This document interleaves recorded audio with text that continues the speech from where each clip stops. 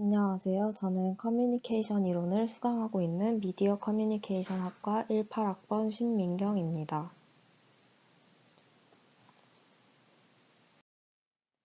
그럼 먼저 포스트 모더니즘의 이론적 기초에 대해 설명하도록 하겠습니다. 포스트 모더니즘은 모더니즘이 내포하고 있는 이성 중심주의에 대해 근본적인 회의를 내포하고 있는 사상적 경향의 총칭입니다. 모더니즘에 반대하는 사상을 갖고 출발했다고 이해하면 됩니다. 모더니즘이 아방가르드의 예술 실험에 몰두하는 반면 포스트 모더니즘은 자본주의 소비문화와 대중예술에 기반을 둡니다.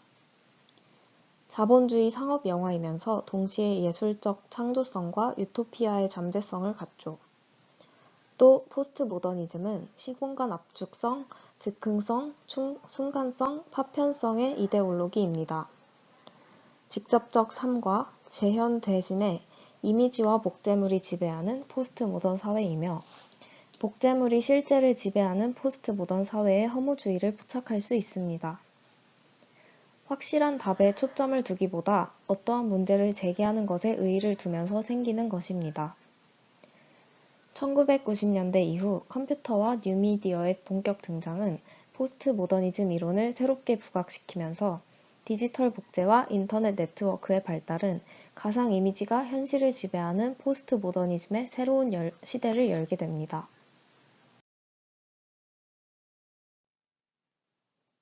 포스트 모더니즘은 1960년에 일어난 문화운동이면서 정치, 경제, 사회의 모든 영역과 관련되는 한 시대의 이념입니다. 예시로 마돈나를 들 수 있는데 마돈나는 국제적인 팝의 여왕으로서 이미지를 계속 갖고 있으면서도 여러 작품들을 통하여 계속적으로 대중들의 마음과 사랑을 얻는 이중적이고 양면적인 여러 이미지들을 쌓아갔습니다. 이를 통해 경력이 이미지를 구축하거나 이미지를 변화시킬 수 있는 좋은 방법이라는 것을 알 수 있습니다. 포스트 모더니즘은 정치학, 경제학, 역사 그리고 우리의 정체성에 연관되어 있습니다. 우리가 사람을 이해하고 세상을 받아들이는 방법은 사물의 외면을 통해서입니다. 마구 쏟아지는 이미지들은 우리의 진짜 세상을 대신하여 우리에게 노출되고 있는데 보드리아르는 이를 실제의 손실이라고 불렀으며 우리가 산업사회 이전과 다를 바 없는 삶을 살고 있다고 주장했습니다. 이와 관련된 영화의 예로는 매트릭스가 있습니다. 다음으로 포스트 모더니즘 주제 책의 내용을 설명해 드리겠습니다. 장 보드리아르가 말한 미디어 속의 의미의 내파에 대해 보자면 우리가 살고 있는 세계는 정보가 점점 많아지면서 의미는 점점 사라지고 있습니다.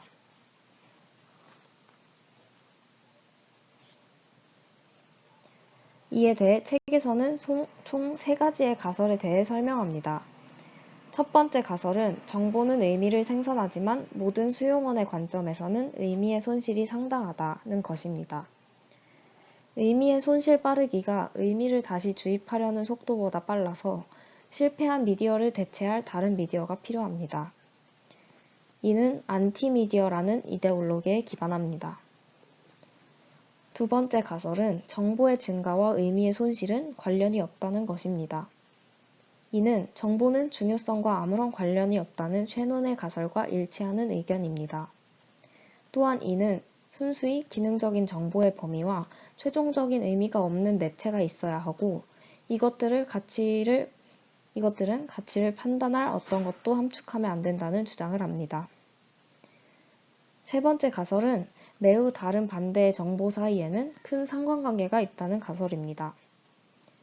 의미의 상실이 정보의 역할, 미디어가 설득하지 못하는 문제와 연관되어 있다고 주장합니다.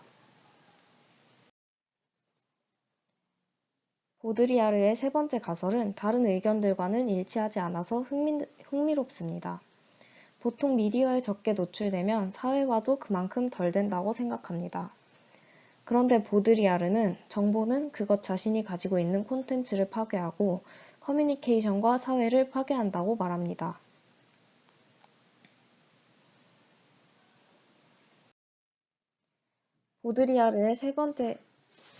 보드리아르에게 의미를 창조하는 미디어의 기술은 기존의 의미를 대체합니다. 그는 미디어가 표현하는 것에 대해 대중들이 반응하는 방식, 울거나 웃거나 화내거나 하는 방식 등이 우리가 지문으로부터 얻을 수 있는 정보보다 더 중요하다고 주장합니다.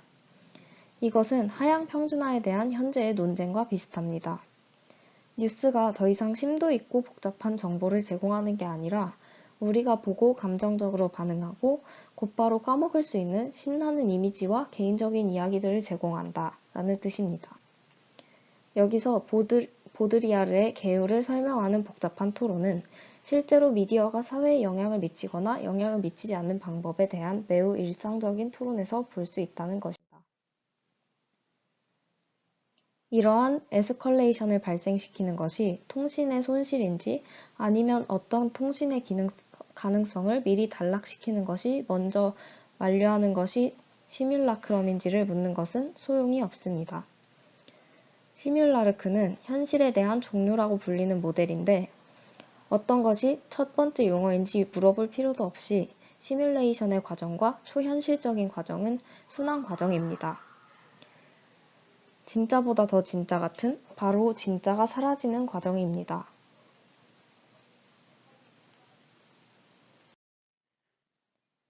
따라서 통신뿐 아니라 폐쇄 회로에서의 사회적 기능도 신화에 힘이 붙어있는 미끼로 작용합니다. 우리가 가지는 정보에 대한 믿음은 의사소통의 한 종류를 의미합니다. 왜냐하면 정보를 가지고 있기 때문에 의사소통의 권한을 가진 이들에 의해 우리가 의사소통할 수 있기 때문입니다. 이것이 바로 순환 논리입니다. 예를 들어 강의들은 나에게 무언가를 가르치도록 허락된 것인데 그 이유는 강의가 교육 시스템이 말하는 정보의 종류를 알고 있기 때문이며 그 자체는 그 안에 있는 자들에 의해 정의됩니다. 이런 식으로 보드리아르에 의하면 정보는 존재하는 것이 아닙니다. 단지 사회 시스템이 정보라고 간주하는 것들만 존재할 뿐입니다. 그러나 이 믿음은 고대 사회의 신화에 첨부되었던 믿음만큼 모호하다는 것을 믿을 수 있습니다. 둘 다 믿거나 안 믿는 것. 대중에서 역시뮬레이션은 이 시스템이 우리를 둘러싸는 의미와 의사소통의 시뮬레이션에 해당합니다. 이 체제의 모순에 대해 대중은 이러한 양면성을 가지고 반응하고 그들이 불만으로 반응하거나 항상 수수께끼 같은 믿음으로 반응하는 것을 억제합니다. 신화는 존재하지만 사람들이 그것을 믿는다고 생각하는 것을 경계해야 합니다. 이것은 대중의 순진함과 어리석음을 전제로 해야만 행해질 수 있는 비판적 사고의 함정입니다. 이제 이러한 포스트 모더니즘 이론을 모델링한 것을 보여드리겠습니다.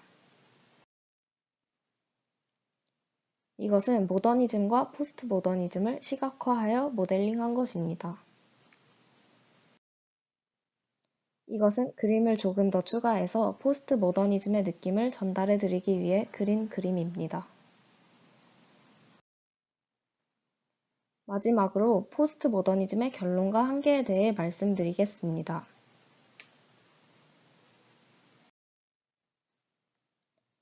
먼저 포스트 모더니즘은 모더니즘이 내포하고 있는 이성중심주의에 대해 근본적인 회의를 내포하고 있는 사상적 경향의 총칭입니다. 보드리아르는 두 가지 전략에 따라서 반대를 요구합니다. 그는 반란이나 해방운동과 같은 비복종의 모든 관행들을 반대합니다. 즉, 주체성을 확립하기 위한 모든 반항을 반대하는 것입니다. 따라서 그는 어린아이처럼 극도로 수능적이고 의존적이며 수동적이고 바보 같아지는 방법을 선호합니다.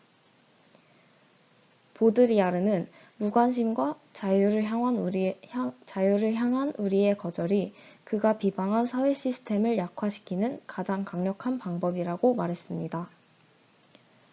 우리는 정보화 시대에 살고 있는데 따라서 점점 더 많은 정보를 획득할 수 있게 되었습니다. 하지만 그에 따라 의미가 점점 쇠퇴해가는 세상 속에서 살고 있다고도 말할 수 있습니다.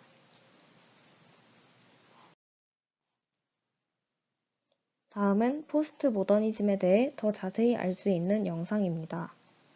시간이 부족하여 링크를 첨부해 두었으니 링크를 따라 들어가서 첨부용으로 보시면 될 것 같습니다. 지금까지 포스트 모더니즘에 대해 설명한 미디어 커뮤니케이션 학과 신민경이었습니다. 잘 이해가 되셨을지 모르겠습니다. 감사합니다.